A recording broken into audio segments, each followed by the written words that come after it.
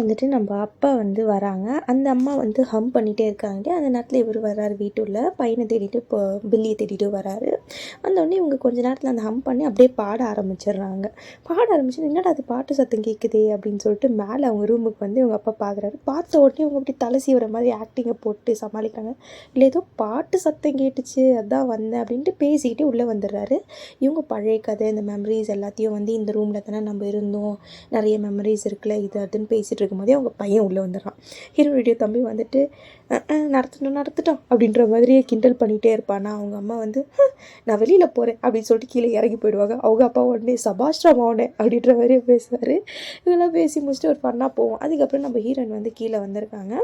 கீழே வந்து நம்ம ஹீரோயின் வந்து வந்திருக்காங்க. கூட வந்து மரிக்கோவும் வந்திருக்கா. இவங்க வந்து அவங்க வந்து பாருக்கு வேலை போகிறதா வந்து வீட்டில் சொல்கிறாங்க. அம்மா மம்மி வந்துட்டு நான் ஒத்துக்கவே மாட்டேன், ஒரு காலமும் நான் இதுக்கு சம்மதிக்க மாட்டேன், நீ பாருக்கெல்லாம் வேலைக்கு போகக்கூடாது அப்படின்னு சொல்லிட்டு இங்கே பேசிகிட்டு இருக்காங்க. இதோடு இந்த எபிசோடு முடியுது. அடுத்து என்னாச்சுன்னு அடுத்த எபிசோடில் பார்க்கலாம். பாய்.